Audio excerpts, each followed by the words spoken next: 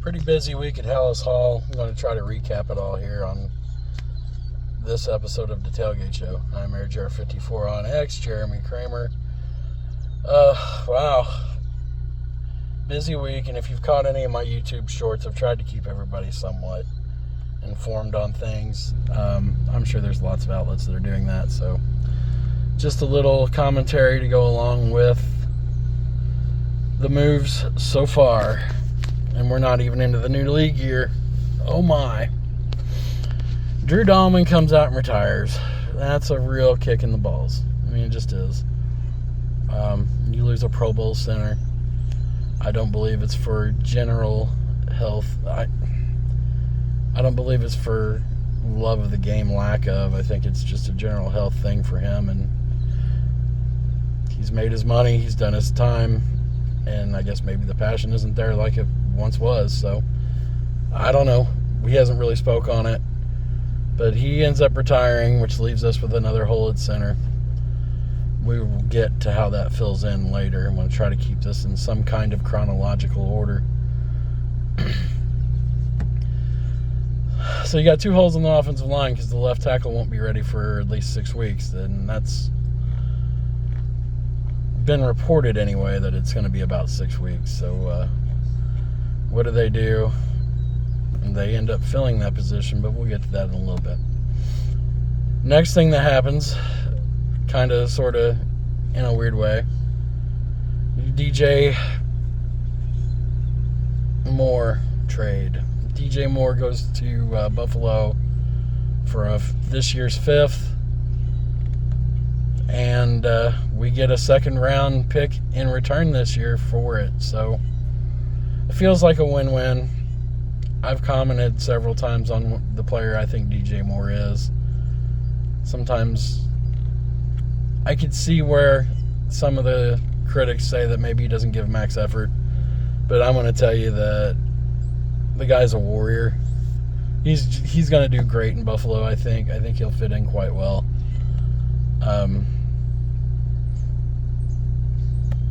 Getting a second round pick for that after throwing in the 5th, that's the key. That's when I started thinking, oh, we're clearing space. There's a whole bunch of stuff. There's money being moved. We're well under the cap now.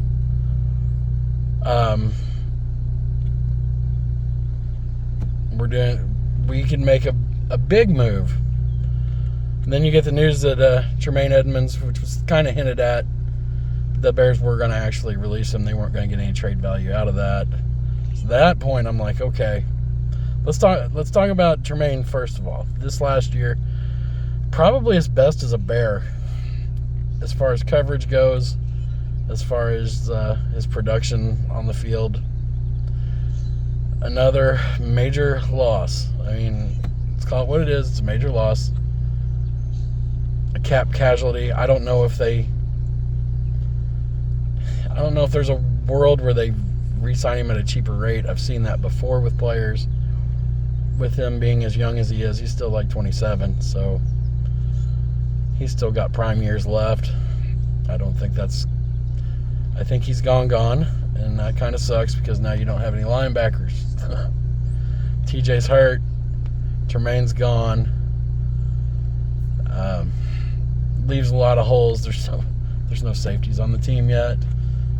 Haven't heard a peep out of that. So anyway, Edmunds gets released. And then the next trade comes down. It's a 2027 5th for Garrett Bradbury. So I went straight to the only sources I knew that really watched Bradbury a lot, and that's my nephews and my brothers. They was the next Viking. And the consensus was he's good enough to start in the NFL for as long as he has. He's very kind of up and down. He's had a couple of great years, a couple of mediocre. So you're not getting the same production that maybe you would be getting out of Drew Dalman, obviously being a Pro Bowler. But he did also just go to a Super Bowl with a team that was kind of a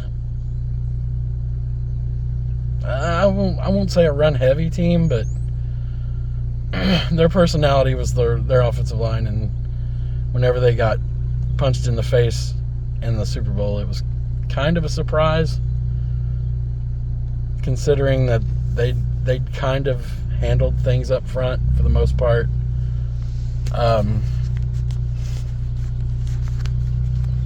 So we get all that news. That's all the big news. And then, of course, the biggest news of it all is the Maxx Crosby deal that doesn't happen. I had a lot of mixed feelings about it. I didn't think we were necessarily in the Maxx Crosby business just because of the price tag, the 2 firsts, and I don't think the best we probably could have done is a 1st and 2nd and maybe something else. I don't think Ryan Poles was ready to pull that trigger, and I don't necessarily blame him on that. Max is a game wrecker. He is probably the best available pass rusher and all-around defensive playmaker in the NFL. Run and pass, probably the best. And that he's going to Baltimore. They ponied up 2 firsts, and we weren't going to do that. So still sucks because there's all the hype. I think as Bears fans, we've learned to not buy the hype until the production meets the hype. So what do we do there? I don't know. Trey Hendrickson is going to be a free agent. He will hit free agency. I don't think he commands the money that maybe he wants to command. He's not going to get the Maxx Crosby number, nor should he. He didn't play hardly at all last year. So is that a possibility that you sign him to a 1 and 2 year deal? Maybe. That could happen. I mean, I don't know. I don't know that that's necessarily where they want to go. But I've always got that buyer beware after the Jared Allen years. Everybody's like, oh, we want Trey. And this was before the Max buzz. This is actually the Trey buzz was last year.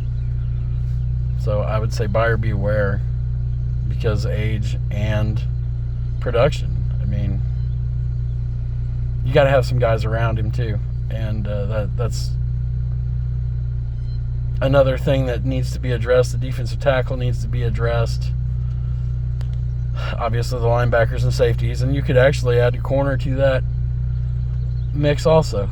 Because your corners didn't play together until the last 2 games of the year. 2 or 3. So there are a lot of holes to fill. And when Ben Johnson was asked, it was a complete teardown this year prior to all this. I don't think Bears fans understood. I didn't understand exactly how much of a teardown we were looking at, but it's pretty spot on. I mean, Ben Johnson said it, and once again, we should just listen to Coach because Coach knows what he's talking about. Watch for Taylor Decker. He just asked for his release from the Lions, and he's getting it. So there might be your left tackle fix. I don't know. There's a lot of buzz about, even with the acquisition of Bradbury, that doesn't really stop you from drafting a center. The Iowa guy is really good. Of course, I'm an IU fan, so Pat Coogan, come on down. You can play for me anytime. I've seen what you did. Really great in the Rose Bowl. Pretty good in the national championship game against a formidable Miami defensive line. So that's a couple of names to look for. I don't know where we go. I don't know where we go from here. The draft's going to be very interesting. Very interesting. I don't know that the moves are done yet. Of course, free agency has to start, and it's not going to start till, I think, in a couple of days. I'm recording this on a Sunday, so Anyway, it's good to have Bears news anyway. I mean, that's always fun. I don't know. It feels very strange. Because there's so many holes now. So many starting holes. There's 2 linebackers, 2 safeties. I still think you need a defensive tackle. As much, if not more, than a rush end to help dent the pocket. Because what happens is you can get an outside rush, but if the quarterback can step up through it, that's a problem. And then basically, you got Andrew Billingsley, that's it. And there's no real help up there other than him. And he's not necessarily considered a pass rush defensive lineman. He's supposed to be a run stopper, but he's a lone wolf up there. So that's just the defense. That's just the defense. I mean, what do I think about the receivers? I think Luther Burden's going to take DJ's spot, which is still kind of needs to be seen more out of Burden, some consistency. Is he explosive? Oh, hell yeah, he's explosive. Can he be in the right spots so the quarterback knows where to throw him the ball? We'll see. I think it gives Jahdae Walker a great shot. I think his path to the roster just got a lot better. Like I said, we talked about the left tackle. We talked about the center. I mean, there was still buzz as to whether the Bears were going to move off of Tyson Bagent. It doesn't. That buzz is settled down, so I'm assuming that's not really a thing anymore, which is great, kind of, depending on what you would have got for Tyson. But like I said, we haven't even started the league year, so the news isn't over yet. Just some names of note that have signed. Khalil Mack signed again with the Chargers, so you can all put your Khalil Mack jerseys back in the closet. You're not going to have a return of the Mack, sorry. Which I'm kind of good with. I think we had that experience, and I think he's just kind of, not to say that he wouldn't be an upgrade, he would be an upgrade, but I think he's on the downward spiral. He's in that Von Miller territory where situational pass rusher, things of that nature. I believe there is some buzz out of Philadelphia. They've re-signed a defensive tackle, but it wasn't the young stud. He might be available. I can't think of his name off the top of my head, and if you think about it, write it in the comments, because it's going to drive me nuts. And as I'm recording this on my phone, I can't really stop and look. So you can flame me in the comments for that. I deserve it. But they did sign the other defensive tackle to an extension, so I find that kind of interesting.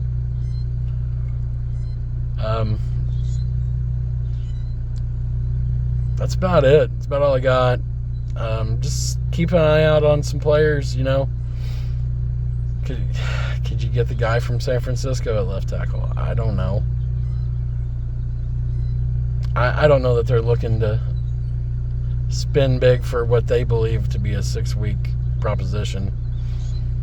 If Trapillo is the guy that they think that he is, I don't see us really moving heaven and earth to sign a name like Trent Williams. I don't see that, but